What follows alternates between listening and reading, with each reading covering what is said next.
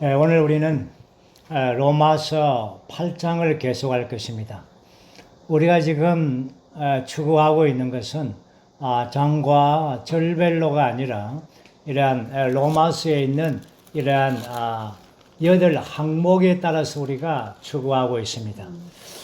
우리가 지난번에 보았듯이 로마서는 크게 8방면이 있어 바로 하나님의 복음인 선문에서부터 유죄 판결, 의롭다 하심, 그리고 거룩하게 됨, 그리고 영광스럽게 됨, 그리고 선택과 변화와 이제 결론, 복음의 완성이죠. 로마서 8장은 상당히 로마서에서 가장 심오하고 가장 높은 장입니다. 로마서 8장의 전반부에서는 이러한 거룩함에 대한 가장 깊은 방면을 제시하고, 그리고 로마서 8장의 후반부는 영광스럽게 됨에 가장 높은 지점을 보여주고 있습니다. 우리는 이 로마서를 우리가 대할 때에 로마서의 이러한 전체적인 중심 사상은 바로 하나님의 완전한 구원을 나타내고 있습니다. 우리가 지난번에 5장 10절 말씀이죠. 5장 10절 말씀 보면 거기에 하나님의 완전한 구원 안에 있는 법리적인 구속과 유기적인 구원을 볼 수가 있습니다. 5장 10절 말씀 보면 우리가 원수 되었을 때 하나님의 아들의 죽음을 통해 하나님과의 화목하게 되었다면, 이미 화목하게 된 우리는 더욱 그분의 생명 안에서 구원받을 것입니다. 여기서 보는 것은 이러한 법리적인 구속이 있죠. 하나님의 아들의 죽음을 통하여 화목하게 되었다면, 이것이 바로 법리적인 방면입니다. 그리고는 화목하게 된 우리는 더욱 그분의 생명 안에서 구원을 받을 것입니다. 이것은 바로 계속적인 구원이 있다는 것이죠. 이것은 생명의 구원, 유기적인 구원을 나타내고 있습니다. 법리적인 구속은 피의 문제라면 유기적인 구원은 생명의 문제입니다. 그리고 바울은 로마서 전체를 이렇게 기록해 나갈 때에 바울의 전체적인 이러한 느낌에는 그의 생각 안에는 하나님의 속성들 가운데 아주 놀라운 하나님의 의와 거룩과 영광이라는 이 세 가지의 속성을 늘 기억하고 있는 것입니다. 그래서 우리가 1장에서 오늘 8장까지에 이를 때에 하나님의 그분의 이 의와 거룩함과 영광이라는 이러한 놀라운 그분의 속성들을 통하여 이제 그분의 속성들 안에서 일어나는, 그리고 우리에게 이렇게 적용되는 방면들로 계속해서 전개해 나가고 있습니다. 우리가 앞에서 봤듯이 사람은 타락으로 말미암아 유죄 판결, 즉 사형이라는, 죽음이라는 이러한 유죄 판결을 받은 자입니다. 그런데 여기에서 하나님의 의로 말미암아 이러한 우리의 영이 구원받습니다. 다시 말해서 하나님의 의를 통하여 우리가 의롭게 되면, 그리스도 안에서 우리가 의롭게 되어진 것은 하나님과 우리가 화해되었다는 것이죠. 이건 죄의 문제이죠. 그리고 하나님과 우리가 화목되었습니다. 화목은 원수됨의 문제이죠. 그리고는 이제 우리가 영원한 구속을 받았을 뿐 아니라 하나님께서 우리를 보실 때에 의롭다 함을 받았습니다. 이것이 하나님의 의에 부합되는 것입니다. 그리고는 이제 계시에서 나아가서 이러한 하나님의 이 거룩함의 속성들, 하나님의 이 거룩함의 속성들을 나타내 보여주고 있죠. 거룩함의 하나님의 속성들, 이러한 본질이죠. 이 거룩함은 하나님의 본질입니다. 그분의 본질이, 그 거룩함이 어떻게 우리에게 계속적으로 이렇게 거룩함이 전달되어질 수 있는가? 그것은 전적으로 이러한 의의 기초 안에서 이제 거룩으로 전진하는데 그것이 바로 생명의 구원이라는 것입니다. 그러므로 이 거룩의 문제는 바로 우리의 혼을 적시는 것입니다. 우리의 의는 우리의 영의 문제라면 거룩의 문제는 우리의 혼과 관계에 있습니다. 우리의 생각, 감정과 의지가 있는 우리의 마음에 있는 우리의 이 전체 혼이 바로 거룩해지기를 원하는 것입니다. 그러므로 이것은 영단번에 되는 문제가 아니죠. 우리의 일생토록 우리의 변화의 과정을 거쳐서 사실상 이 변화의 과정이라는 것은 바로 이러한 거룩의 과정과도 같은 것입니다. 거룩함의 이러한 계속적인 이러한 적셔짐과 분배하심과 그걸 통하여 우리 온 존재가 거룩해 되죠. 그리고는 이제 마지막 단계, 오늘 8장의 이 마지막 단계를 우리가 볼 터인데 이것이 바로 영광스럽게 되는 것입니다. 이것은 전적으로 우리 몸의 방면입니다. 우리 몸의 구속이 이루어지는 것입니다.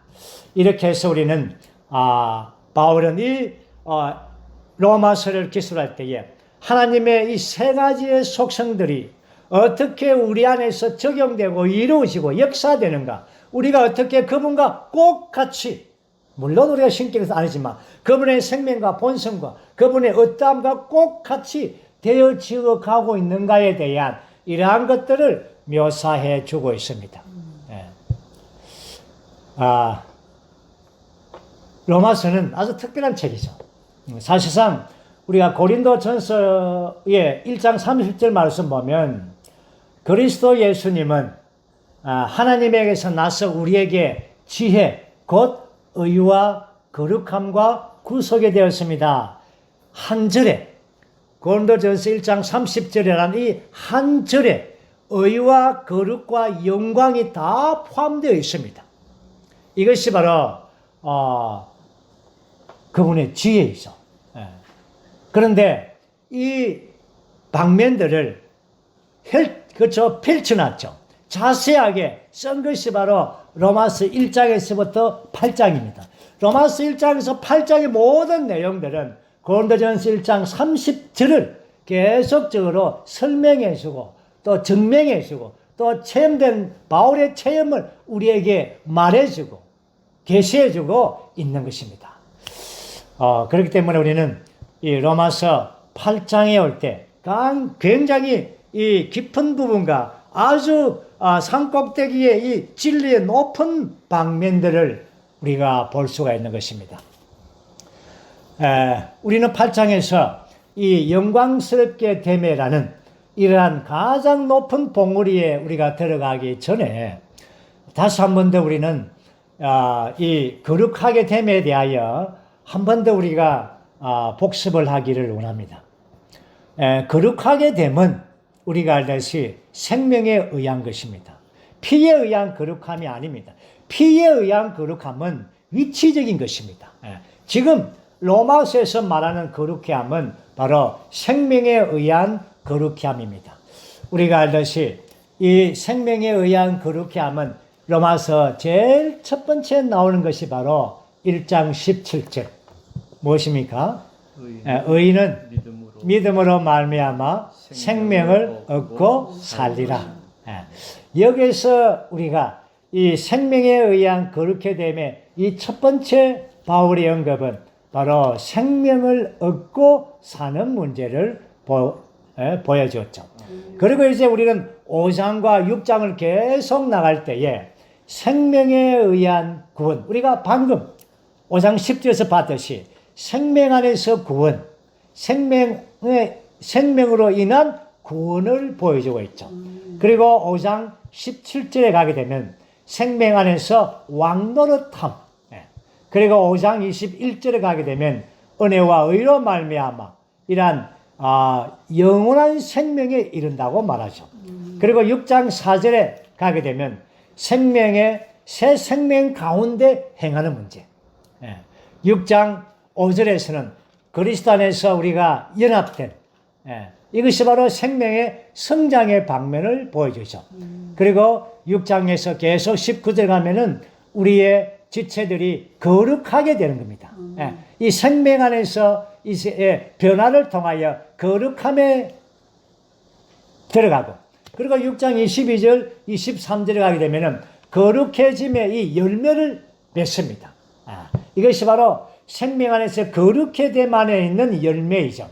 그리고는 8장에 올 때 생명의 영의 법이 나옵니다. 그래서 생명의 영의 이러한 법이 이러한 우리 온 존재의 그렇죠 모든 방면들을 거룩하게 해주고 있습니다. 그 법이 그렇죠 그 법이 우리 안에서 작동하는 것이죠. 그렇기 때문에 우리 온 존재가 거룩해 하는 것입니다. 생명의 영의 법은 우리 안에서 왜 역사합니까? 왜 역사합니까? 우리 온 존재를 거룩해 하기 위하여. 그렇죠? 거룩해 하기 위하여. 우리의 생각을 거룩해 하고, 우리의 마음, 우리의 감정, 의지, 모든 속부분들을 거룩해 하기 위하여 생명의 영의 법이 우리 안에서 역사하는 것입니다. 그래서 8장에서 계속적으로 이 부분을 바울은 설명하기를 우리의 영이 8장 10절에서 우리의 영이 생명이고 8장 6절에서 우리의 생각이 생명이죠. 우리의 생각에 포함한 우리의 혼이 생명이고 그리고 8장 11절에서 바로 우리의 죽을 몸까지도 생명이 되십니다. 그러므로 이제 계속적으로 이 생명의 역사를 통하여 우리 안에서 온 존재가 거룩하게 되는 것입니다. 그리고는 이제 이 거룩해 됨에 바울은 결론적으로 이 거룩하게 됨에 최종 결론은 우리가 지난 시간에 봤듯이 8장 12절과 13절입니다. 거기서 뭐라 했습니까? 육체에 속하여 육체를 따라 살지 않아야 할 의무가 있는 사람들입니다. 누가? 우리가. 그리고 여러분이 육체로 따라 살면 반드시 죽을 것이지만 그 영으로서 몸의 행실을 죽이면 살 것입니다.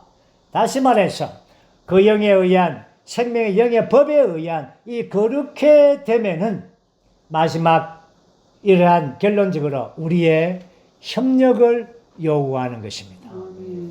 그러므로 우리는 영으로서 몸의 행실을 죽이는 것입니다.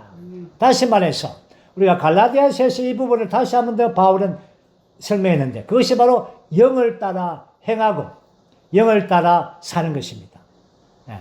그리고는 우리가 이 영으로서 육체 안에 있는 모든 이 소욕들을 이러한 것들을 십자가에 못 박으라는 것입니다.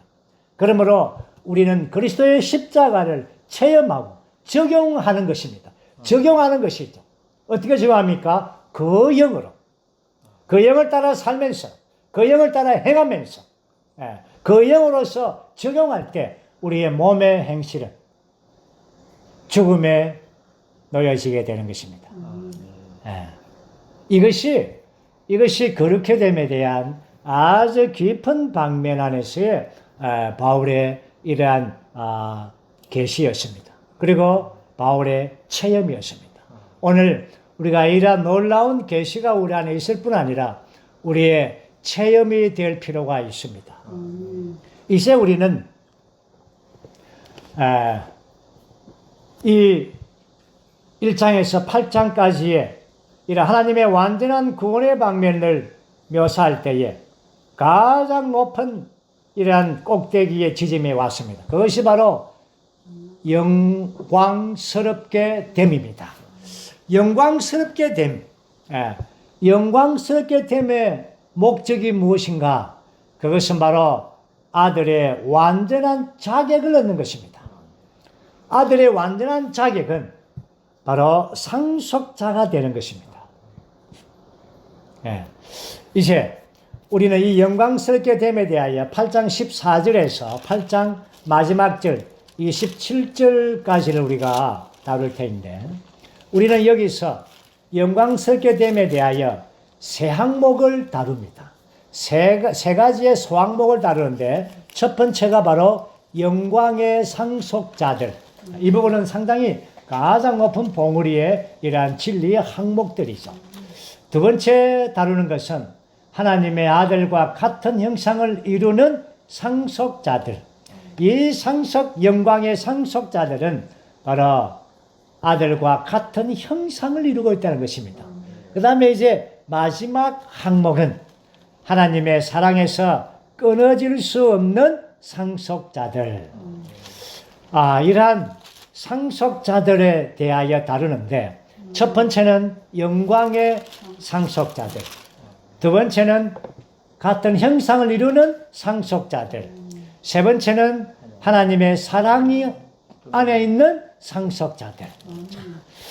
이렇게 해서 바울은 이 부분을, 이 말씀을, 이 계시와 이러한 이상을 완성하고, 사실은 이것은 이러한 바울의 마음 모든 방면에 이러한 체험이 함께 있는 방면들이죠. 자, 이제 우리는 한 구절 한 구절 우리가 들어가면서 이 부분을 볼 것입니다. 먼저 우리는 14절, 15절, 16절 세 구절을 한번 읽어보겠습니다. 왜냐하면 누구든지 하나님의 영의 인도를 받는 사람들이 하나님의 아들들이기 때문입니다. 여러분은 다시 두려움에 빠지게 하는 노예의 영을 받은 것이 아니라 아들의 자격의 영을 받았습니다. 이 영 안에서 우리는 아바 아버지라고 외칩니다. 그 영께서 직접 우리의 영과 함께 우리가 하나님의 자녀들인 것을 증언하십니다. 아멘. 자, 여기 아주 영광의 상속자들. 우리는 여기에서 14절에서 하나님의 아들이라는 단어가 나옵니다. 이 이전까지는 하나님의 아들이라는 단어를 그렇게 사용하지를 않았죠. 그러나 지금부터 하나님의 아들, 하나님의 자녀, 그 다음에 상속자들, 이 세 단어를 씁니다. 먼저 우리는 이 하나님의 자녀들과 하나님의 아들들과 하나님의 상속자들, 이 세 단어에 대한 이 관계, 의미를 우리가 먼저 보기를 원합니다. 먼저는 하나님의 자녀라는 것은 이러한 출생의 문제입니다. 하나님의 생명 관계이죠. 하나님과 우리의 관계에서 초보적인 관계를 하나님의 자녀라고 부릅니다. 그 다음에 두 번째는 하나님의 아들들이라고 말할 때 이것은 성장의 방면이 포함되어 있습니다. 어느 정도 성장하고 있고 성장되어 가고 있는 아들들입니다. 그리고 이제 마지막에는 하나님의 상속자들, 하나님의 상속자들 할 때 이것은 바로 성장하여 성숙에 이르러서 이제 상속을 받을 수 있는 이러한 자가 그 위치를 가진 것이죠. 아들의 자격의 어떤 위치를 가진 이 상태입니다. 그러므로 여기에서 바울의 부담은 하나님의 자녀와 하나님의 아들들에서 하나님의 상속자들로 나아가기를 바라는 것입니다. 여기에서 하나님의 자녀가 되는 것은 8장 16절 말씀 보면 그 영께서 직접 우리의 영과 함께 우리가 하나님의 자녀인 것을 증언합니다 라고 말하죠. 하나님의 자녀가 되는 것은 바로 그 영께서 우리 안에서 증언을 하는 것입니다. 그리고는 하나님의 아들들이 되는 것은 하나님의 영의 인도를 받는 사람들이 하나님의 아들들입니다. 그 영으로 증언을 받은 것이 아닙니다. 증언하고는 인도하고는 다른 것입니다. 하나님의 영으로 인도함을 받은 자들. 그 다음에 이제 이 상속자들은 바로 8장 17절이죠. 상속자들, 그리스도와 함께하는 공동의 상속자들이 되는 것입니다. 장차 그리스도는 만물의 상속자이죠. 온 우주를 상속받을 것입니다. 그때 우리는 이제 우리가 하나님의 상속자들, 공동의 상속자들에 대해서 그리스도와 함께 영광 안에서 하나님의 모든 유업들, 그분의 기업들을, 땅들을 포함한 모든 유업들을 함께 상속을 받게 될 것입니다.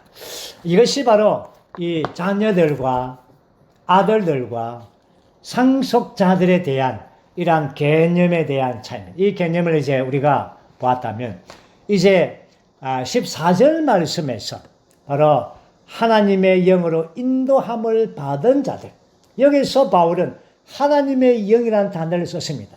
이 말은 앞에 있는 영을 따라 행하는 것은 영으로서 몸의 행실을 죽이는 것, 생명의 영의 법, 모든 방면들을 다 포함한 것입니다. 영 안에 살고 행하는 것이죠. 그러면 하나님의 영의 인도함을 받는 것입니다.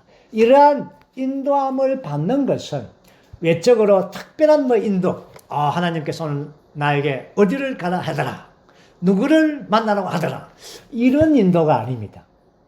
이것은 매일매일 일상적인 인도입니다. 그럴 때에 우리는 내적인 이러한 지각 안에서 주님과의 교통 안에 있으면서 내적인 지각을 가지게 되죠. 그래서 그분의 인도를 받는 것입니다. 큰 일이든지 작은 일이든지 우리의 말 한마디든지 큰 사건이든지 어떤 문제라도 우리가 하나님의 영에 그 내적인 그러한 인도를 받는 자, 이 인도를 받는 자, 이들은 하나님의 자녀가 아니라 하나님의 아들들입니다. 우리가 하나님의 아들들이라고 할 때에 이것은 자매들도 다 포함됩니다. 왜냐하면 하나님의 영의 인도를 받기 때문에 그렇죠. 우리가 성경에서 하나님의 아들들이라는 이러한 단어가 나올 때는 우리가 모든 형제, 자매들을 다 포함한 것입니다. 우리가 알듯이 우리는 다 하나님의 아들들로서 상속을 받게 될 터인데 다른 상속 안 받습니까? 그때는 우리가 하나님의 왕국 안에서는 마태복음에서 시집가고 장가가고 이런 것이 없습니다. 그렇죠? 모두가 다 하나님의 아들들의 하나님의 생명이 자람 성장한 자들로 되는 것입니다. 그 지점에 이르면 남자와 여자가 없죠. 지금 교회 안에서 우리는 남자와 여자가 형제와 자매가 있지만 그러나 영광 안에 들어갈 때 또 여기에서 하나님의 영으로 인도받고 영 안에 살 때에는 우리가 하나님의 아들들로서 하나님의 나타남, 하나님의 표현을 갖게 되는 것입니다. 자, 그래서 우리는 바울의 개념은 여러분은 다시는 두려움에 빠지게 하는 노예의 영을 받은 것이 아닙니다. 아들의 자격의 영을 받았습니다. 그리고는 우리 안에서 그렇죠? 그 영께서 직접 우리 영과 함께 우리가 하나님의 자녀인 것을 증언합니다. 이러한 증언은 가장 초보적이죠. 가장 기본적인 증언을 하는 것입니다. 이러한 증언이 있을 뿐 아니라 계속적으로 하나님의 영의 인도를 계속적으로 매일매일 받는다면 우리는 하나님의 아들들이 되는 것입니다. 바꾸어 말해서 많은 세상 사람들이 있는 곳에 가서 나는 하나님의 아들이다 이렇게 하면은 저 사람 좀 머리가 이상한가 이렇게 아주 오해를 받겠죠. 그날에 가게 되면 그렇죠? 마땅히 하나님의 아들들이 나타나게 되는 것입니다. 그러나 우리는 지금 그 영의 인도함을 받음으로 그렇죠? 내적으로는 우리가 하나님의 아들로서 나타나는 것이 필요합니다. 그렇지 않습니까? 내가 하나님의 아들이다 이런 선포가 아니라 그 외침이 아니라 하나님의 아들의 이러한 표현이, 하나님의 표현이 우리 안에서 나타나게 되는 것입니다. 이것이 뭡니까? 그 영의 인도함을 받기 때문에 그런 것입니다. 그리고 이제 이번의 주제에서 8장에서 가장 높은 지점 17, 18, 19절 한번 선포해 보죠. 자녀들이라면 또한 상속자들 곧 하나님의 상속자들이며 그리스도와 함께하는 공동 상속자들입니다. 만일 참으로 그렇게 되려면 우리는 그리스도와 함께 영광을 받기 위해 그리스도와 함께 고난도 받아야 합니다. 나는 현재의 고난을 장차 우리에게 나타날 영광과 비교할 수 없는 것으로 여깁니다. 창조물은 간절한 기대를 가지고 하나님의 아들들이 나타나기를 간절히 기다리고 있습니다. 아멘. 우리가 자녀들이라면 또한 상속자들, 하나님의 상속자들이며 그리스도와 함께하는 공동 상속자들입니다. 자, 여기에서 이제 상속자. 다시 한 번 더 우리가 이 부분을 보면 바울이 지금 이 상속자라는 단어를 쓸 때 그 당시에 로마에 지하였죠. 로마 법에서는 이 상속자는 나이가 차서 어느 정도 나이가 차야 됩니다. 그래서 아버지의 재산을 물려받을 자격을 갖추어야 되는 것입니다. 이러한 합법적인 상속자, 오늘날 이 영적인 방면에서도 이러한 조건이 있다는 것입니다. 그 조건은 바로 생명 안에서 성장을 하는 것입니다.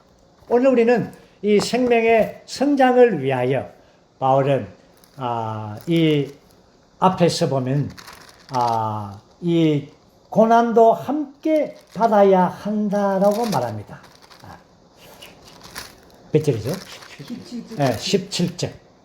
영광을 받기 위해 그리스도와 함께 영광을 받기 위해서는 그리스도와 함께 고난도 받아야 합니다. 이것은 바울의 체험이죠. 수많은 고난과 환경과 정말 이러한 체험을 가진 그가 그리스도와 함께 고난을 통하여 이렇게 생명이 자라고 성숙되어서 합법적인 상속자가 되는 것입니다. 다시 말해서 그리스도와 함께 공동 상속자가 될 수 있는 탁월한 길은 바로 더 많이 그리스도와 함께 고난을 받는 것입니다. 우리는 더 많이 자라고 더 빨리 성숙하기를 원합니다. 그렇지만 고난은 싫어합니다. 그러나 거기에는 성숙이 없는 것입니다. 그래서 8장 17절 말씀에 정확하게 보여주는 것은 우리가 이러한 성숙에 이르기 위하여 그리스도와 함께 고난을 받는 것입니다. 바울은 압니다. 이 고난이 우리 그리스도인의 고난이 무엇인지, 현재의 고난은 장차 우리에게 나타날 영광과 비교할 수가 없습니다. 그 영광, 정말 우리는 왕국 안에서 영광, 빛남이죠. 하나님의 나타남과 표현으로 빛을 내는 빛남인 것입니다. 물론 별의 영광이 다를 수가 있습니다. 우리가 바울 형제님과 이 형제님의 그 영광하고 우리가 그렇죠? 예, 다르죠. 예, 전적으로 다릅니다. 그렇지만 별의 영광이 다르지만 우리 모두가 다 이러한 그 영광에 들어가는 것입니다. 영광의 이러한 빛남 안으로 들어갈 것입니다. 그렇죠? 우리의 별은 뭐 크게 비추지 않지만 그러나 반짝이지만 작은 별일지라도 거기에 별의 영광이 있습니다. 예, 거기에 하나님의 나타남의 영광이 있는 것입니다. 그리고는 창조물이 간절히 기대를 가지고 하나님의 아들들이 나타나기를 간절히 기다리고 있습니다. 하나님의 아들들이 나타나는 것은 바로 휴거의 때인 것입니다. 이것은 우리의 몸의 변형을 포함하죠. 이러한 주 예수님께서 이러한 부분을 변행산에서 잠깐 나타내 보인 적이 있습니다. 이제 하나님의 왕국을 이 땅에 가지고 오실 때 주님과 함께 이제 주님을 사모하는 모든 이기는 이들이 이러한 이 영광 안으로 그렇죠? 나타나게 될 것입니다. 하나님의 아들들이 나타나게 될 것입니다. 그런데 바울은 지금 뭐라 말합니까? 창조물들이 간절히 기다리고 있습니다. 창조물들, 많은 식물과 동물과 많은 이 창조물들이 기대하고 있다는 것입니다. 왜냐하면 하나님의 아들들이 나타나는 그날 모든 피조물들은 이제 복원되겠죠. 모든 이 썩음에서 그것이 바로 20절, 21절, 22절 창조물에 관한 겁니다. 한번 읽어보죠. 창조물은 허무한데 굴복하는 것은 자기의 뜻이 아니라 굴복하게 하시는 그분 때문입니다. 창조물 자신은 썩음의 노예 상태에서 해방되어 하나님의 자녀들의 영광의 자유에 이르는 것을 소망하고 있습니다.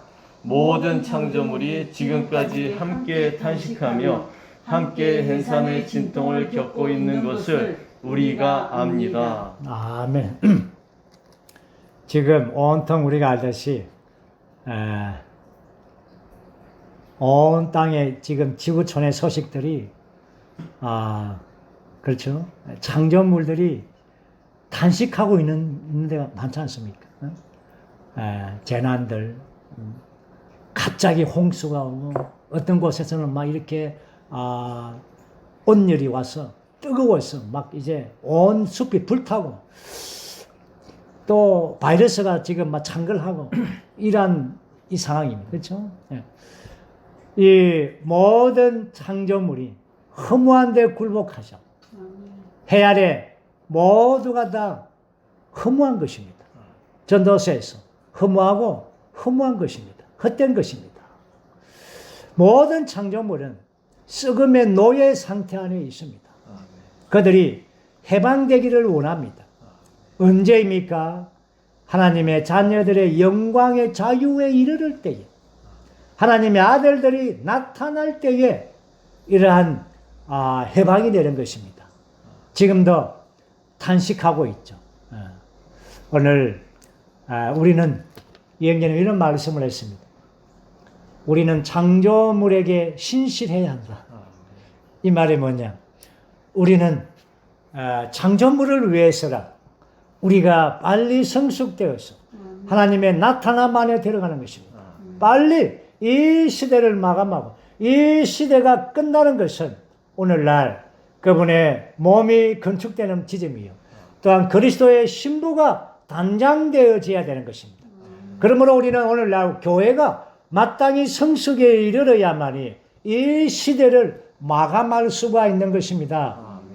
창조물들에게 우리는 신실하다는 이 말은 오늘날 교회가 우리 모든 지체들이 생명 안에서 자라고 성숙한다는 것입니다. 그래서 하나님의 아들들로 나타나는 그날을 온 창조물들이 기다리고 있는 것입니다. 이제 23절, 24절, 25절을 보겠습니다. 그럴 뿐만 아니라 그 영의 첫 열매를 받은 우리 자신들도 속으로 탄식하며 아들의 자격, 곧 우리 몸의 구속을 간절히 기다립니다.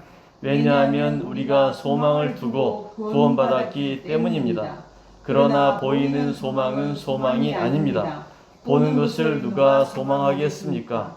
만일 우리가 보지 못하는 것을 소망한다면 인내하면서 간절히 기다려야 할 것입니다. 아멘.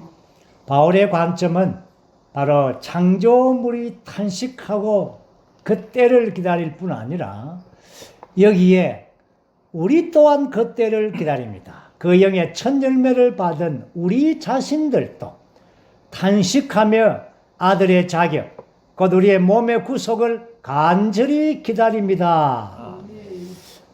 정말 우리 안에서 이러한 어떤 때는 우리 안에서 기쁨도 있죠. 그렇죠? 어떤 방면에서는 내적인 집안에서 기쁨이 있고 즐거움이 있고 안식이 있고 평화가 있습니다. 그러나 또 한 방면에서 우리는 탄식함이 있습니다. 우리가 그에게 첫 열매를 하나님의 완전한 이 누림의 그 성령을 미리 맛보고 우리가 있지 않습니까? 그렇지만 여전히 지금 이러한 상황에 현 상황의 나라의 이 상황의 상황을 볼 때 우리는 탄식함이 있습니다. 정말 몸의 구속을 간절히 기다립니다. 정말 몸의 구속이 완전히 일어난 그때는 어떠한 자연재해도 없을 것이며 어떠한 전염병도 없을 것이며 우리의 약함도 우리의 몸의 어떤 주름도 늙음도 없어질 것입니다. 모든 것이 새로워지는 것입니다. 우리의 몸의 구속을 간절히 우리도 또한 기다리는 것입니다. 왜 그렇습니까? 우리가 소망을 두고 구원받았기 때문입니다. 우리의 구원은 우리 안에 계신 이 그리스도는 영광의 소망인 것입니다. 그러므로 우리가 보이는 것이 소망이 아니요 보이지 않는 우리 안에 계신 그리스도를 우리가 성숙해서 완전히 자라서 그날 하나님의 아들들로 나타나는 그날을 인내하면서 간절히 기다리는 것입니다. 이제 26절에서 27절 이 영광의 상속자들의 이 항목의 이제 결론입니다. 읽어보죠. 이와 같이 그 영도 우리의 연약함을 함께 짊어지심으로 우리를 도우십니다. 우리는 마땅히 무엇을 위하여 기도해야 할지 알지 못하지만 그 영께서 말할 수 없는 탄식으로 우리를 위하여 직접 중보기도 하십니다. 사람의 마음을 살피시는 분은 그 영의 생각을 아십니다. 그 영께서 하나님에 따라 성도들을 위하여 중보기도 하시기 때문입니다. 아멘. 우리의 연약함을 그 영께서 짊어지십니다. 또한 그 영께서 우리를 도우십니다. 또한 그 영께서 우리 안에서 탄식합니다. 그리고는 마지막으로 그 영께서 우리를 위하여 중보기도 하십니다. 우리가 연약하여 어떻게 기도해야 할지 모를 때가 많습니다. 정말 하나님께서 우리가 지금 매일매일 그 파수꾼의 기도에 동참하고 중보 기도에 동참하지 않습니까?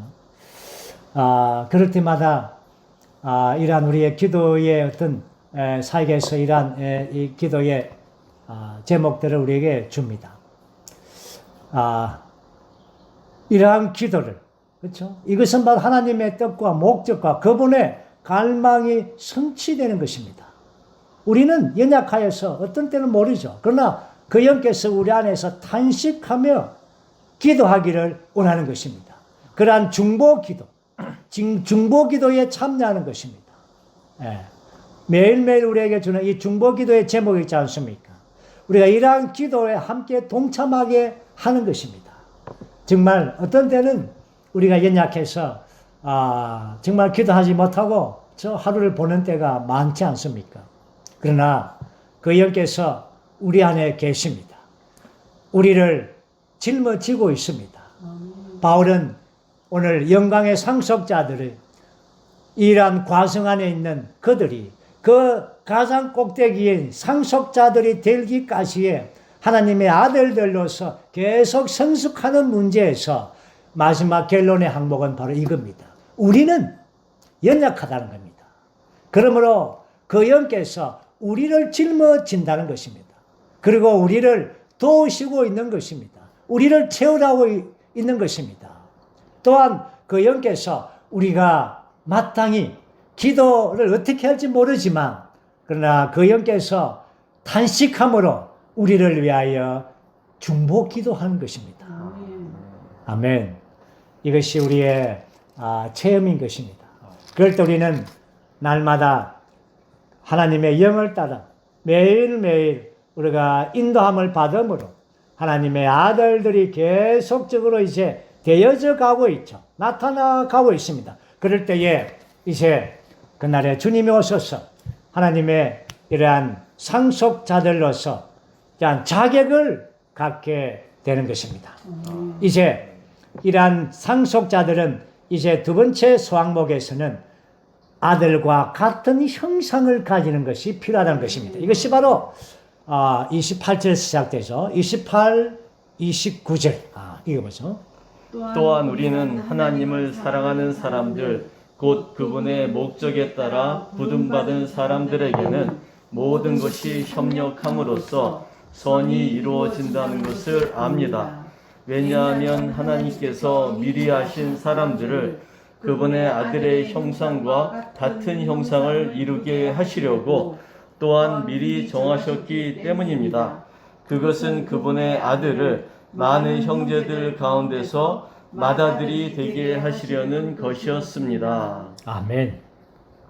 영광의 상속자들이 되기 위해서는 여기에 아들과 같은 형상을 이루어야 됩니다. 형상이라는 단어를 여기에 씁니다. 28절에서는 여기 그분의 목적에 따라 부름받은 사람들은 모든 것이 협력함으로써 선을 이룹니다. 여기서 우리는 이 말씀에서 모든 것이 협력하여 선을 이룬다. 이러한 것에 대한 오해를 많이 가지고 있죠. 어떤 상황이 생기면 모든 것이 협력해서 좋게 되려 한다. 그런 의미가 아닙니다. 여기서 말하는 선은 이것은 그리스도를 더 많이 얻어서 그분의 존재가 우리 안에 들어와서 우리를 변화시켜서 하나님의 아들의 형상에 이루게 하는 것입니다. 그래서 우리가 하나님의 아들의 완전한 자격을 갖게 하는 이것이 선한 것이 이것이 선입니다. 그래서 모든 사물들, 일들, 우리의 이러한 생활들, 가정생활, 사회생활, 교회생활, 모든 생활들이 이렇게 협력하여서 이러한 하나님의 목적인 하나님의 완전 아들의 자격에 이르게 하기 위한 것입니다. 다시 한 번 더 여기에서 이 성장의 방면을 볼 수가 있습니다. 영재님께서 이렇게 설명했습니다. 카네이션 꽃을 자주 이렇게 언급을 합니다. 카네이션 씨를 뿌렸습니다. 그런데 그 씨가 나왔죠. 싹이 나왔어요. 싹이 나온 것을 하나님의 자녀라고 합니다. 이것은 거듭남의 문제이죠. 우리의 영의 문제이죠. 그러나 이러한 그가 싹이 나왔을 뿐 아니라 계속적으로 이제 물줌과 햇빛과 공기와 많은 돌봄을 통하여 자라죠. 식물이 쭉쭉 자라죠. 이것이 바로 성장입니다. 또한 변화라고도 하겠죠. 그리고는 이제 마지막에 카네이션 꽃이 팍 핍니다. 꽃 피는 것이 바로 카네이션의 영화롭게 되는 것입니다.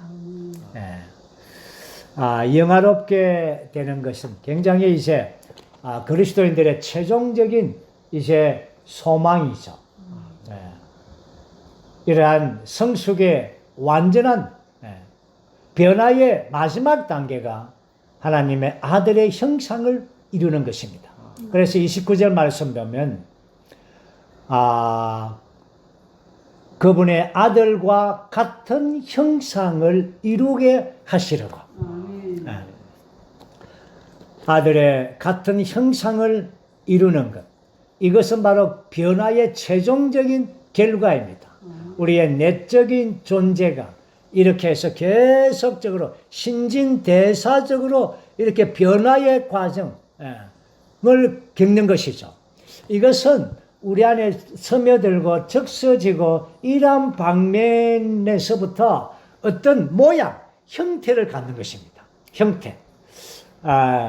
우리 자매님들이 보면은 그 빵을 구울 때, 그쵸? 그 형태, 빵틀에 이제 그 고운 가루를, 그쵸? 이렇게 해서 이렇게 넣지 않습니까? 반죽을 해가지고, 넣어가지고 그것을 이제 오븐에 넣으면은 불과 압력과 이런 것을 막 견뎌서 이제 거기에서 나올 때에 그 형상과 똑같이 되는 것입니다. 이것이 바로 맏아들의 형상, 그분의 아들의 형상. 그래서 우리를 그 형상에 이루게 하시려고 우리를 미리 정했었고, 그렇죠? 또한 그분의 아들의 많은 형제들 가운데서 맏아들이 되게 하시려는 것입니다. 여기서 우리가 많은 아들들이 되고 같은 형상이 되는 것은 바로 맏아들이 우리 가운데서 그분이 맏아들이 되게 하시기 위한 것입니다. 우리는 압니다. 그분은 부활 안에서, 그분은 신성과 인성이, 그분은 하나님의 아들로 인정을 받았습니다. 물론 그분은 독생자이죠. 그분은 신성은 하나님의 아들입니다. 하나님의 아들이 이 땅에 오셨다고 말했습니다. 그렇지만 그분의 인성은 하나님의 아들로 그 당시는 인정이 안 됐습니다. 그렇지만 그분의 부활을 통하여 그분의 인성 안에서 하나님의 아들로 인정을 받았습니다. 이것이 바로 하나님의 맏아들이 되신 것입니다. 맏아들이 됐다는 것은 많은 형제들이 있다는 것입니다. 그래서 맏아들과 많은 형제들, 이것이 하나님의 갖고자 했던 영원전에 가졌던 그분의 목적 아닙니까? 그분의 뜻이 이루어지는 것입니다. 그래서 이제 그분은 맏아들로 이루어졌습니다. 이제 우리는 30절 말씀을 읽어보겠습니다. 하나님은 미리 정하신 그들을 또한 부르셨고 부르신 그들을 또한 의롭다 하셨으며 의롭다 하신 그들을 또한 영광스럽게 하셨습니다. 아멘. 우리의 이러한 운명이죠. 우리 그리스도인들의 운명은 바로 이겁니다. 영원 전에 우리를 하나님께서 선택했습니다. 미리 정했습니다. 우리가 태어나기도 전에 나라는 사람을 하나님께서 미리 점을 찍었습니다. 미리 정했습니다. 그리고는 우리가 태어났을 때 우리를 주님께서 부르셨습니다. 우리를 부르고 난 다음에 우리를 그분이 의롭다 하셨습니다. 그리고는 이제 영광스럽게 했습니다. 그 다음에 의롭다 하신 우리를 영광스럽게 하신 이 가운데에, 그렇죠? 두 단계가 빠졌죠. 그 두 단계가 무엇입니까? 거룩하게 하시고 같은 형상을 이루게 하는 것입니다. 오늘 바울은 로마서에서 우리의 이러한 운명에 관한 하나님의 이러한 목적이죠. 바로 우리라는 이 죄인이, 유죄 판결받은 이 정말 죄인이 어떻게 우리가 부르심을 받아서 의롭게 되고 또한 우리가 거룩하게 되어가고 있고 또한 아들의 이러한 맏아들의 형상을 본받고 그리고 최종적으로 영화롭게 되는가, 이러한 방면들을 바울은 기술하고 있는 것입니다. 우리는 맏아들처럼 우리는 그분의 아들의 형상을 가지고 모양을 가지고 우리는 영화롭게 될 것입니다. 저는 방금 미래형을 썼습니다. 그러나 바울 형제님은 미래형을 쓰지 않았습니다. 30절 한 번 더 우리가 읽어보겠습니다. 또 하나님께서 미리 정하신 그들을 또한 부르셨고 부르신 그들을 또한 의롭다 하셨고 의롭다 하신 그들을 또한 영광스럽게 하셨습니다. 과거를 썼습니다. 이것이 바로 하나님의 관점입니다. 우리는 장차 영화롭게 될 것이라는 소망이 있습니다. 그러나 하나님께서는 아니다. 나의 관점에서는 너가 영화롭게 되었다. 이것이 하나님의 관점이며 이것이 사도의 관점인 것입니다. 우리는 이러한 밖에 많은 환경들에 둘러싸여져 있습니다.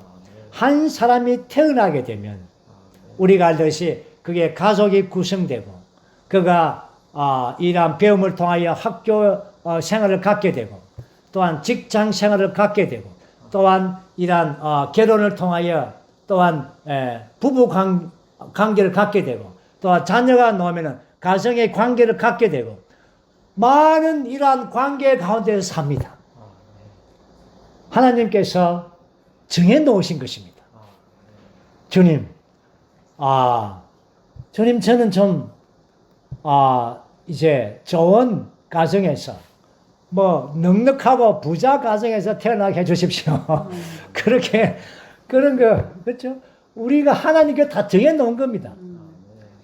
저를 좀 이렇게 좀 잘생기게 좀 계단형으로 좀 이렇게 우리가 선택할 수가 없습니다. 모든 것을 부모를 선택할 수가 있습니까? 여러분의 자녀를 여러분 선택했습니까? 전혀 없습니다. 어쩌면 여러분 친구도 여러분 선택했습니까? 물론 어쩌면 선택하겠죠. 그러나 모든 것은 다 심지어 결혼관계에서 여러분의 남편도 하나님께서 선택해 놓으신 것입니다. 이것은 왜 이렇게 하나님께서 우리에게 이러한 수많은 이러한 사람의 관계 안에 머물게 했습니까? 이게 뭡니까? 한 가지입니다. 그 목적은 우리로 변화의 과정 안에 있게 하는 것입니다. 우리로 영광스럽게 되기 위한 것입니다. 아멘입니까? 아멘입니까? 우리는 구약에서 한 사람을 보지 않습니까? 누굽니까? 야곱입니다. 야곱은 그렇죠?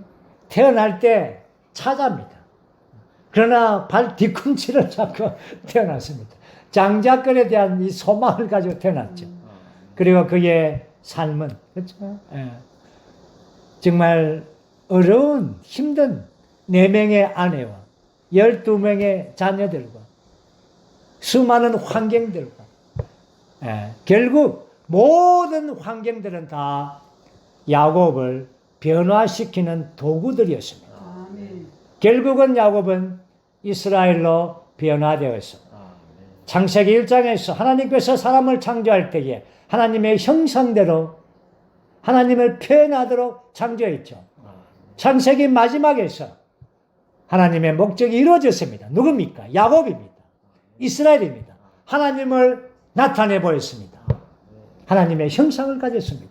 모든 사람을 축복했습니다. 하나님이 흘러나왔습니다. 아멘. 이것 하나의 큰 우리의 그림이었죠. 오늘날 우리가 이 시대의 야곱입니다. 많은 변화의 과정들이 있는 것은 전적으로 우리를 바로 영광스럽게 하나님의 마다들의 형상을 갖게 하기 위한 것입니다. 형상을 갖는 것은 전적으로 압력과 주변의 많은 환경들의 고난과 십자가의 죽이는 역사 안에서 형태가 지어지는 것입니다. 아멘. 이제 이 영광스럽게 되면 마지막 항목은 바울은 이렇게 끝날 수가 없었습니다. 영광의 상속자들, 아들과 같은 형사 이론 상속자들 이렇게 끝난다면 무언가가 아쉬웠을 겁니다.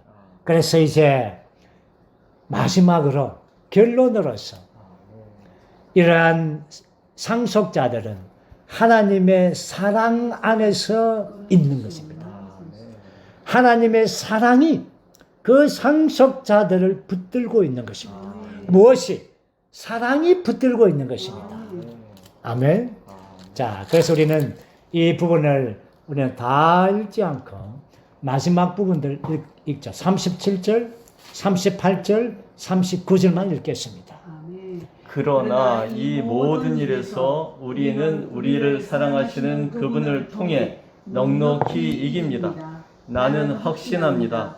죽음이나 생명이나 천사들이나 권세자들이나 현재일이나 장래일이나 능력들이나 높음이나 깊음이나 다른 어떤 피조물이라도 우리를 예수 안에 있는 하나님의 사랑에서 끊을 수 없을 것입니다. 아멘. 이러한 바울의 마지막 하나님의 사랑으로 영광스럽게 됨을 결론 지었습니다. 너무나 바울 형제님께 감사합니다. 아멘. 하나님의 사랑이 이 모든 역사를 이루어내는 것입니다. 오늘 우리가 유죄 판결 받았어. 로마서 처음에서 우리가 죄인들로서 불못에 우리가 운명이 불못 아닙니까? 그런데 우리를 구원해서 우리를 의롭다 하시고 그분의 이러한 세 가지의 속성들에 맞게 하나님의 의와 거룩과 영광 안에 이끌도록 우리를 의롭다 하시고 거룩하게 하시고 우리를 맏아들의 형상에 이르게 하시고 마지막으로 영광 안으로 이르게 하시는 모든 것에 대한 그 근원은 뿌리는 하나님의 사랑입니다. 아멘. 우리를 부르신 분도 그분의 사랑 안에서 불렀습니다.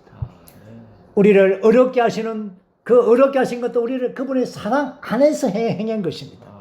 우리를 거룩히 하고 날마다 우리를 점차적으로 우리 안에서 성장하고 변화의 과정을 이끄는 것도 그분의 사랑의 끈으로 우리를 이끌고 있는 것입니다.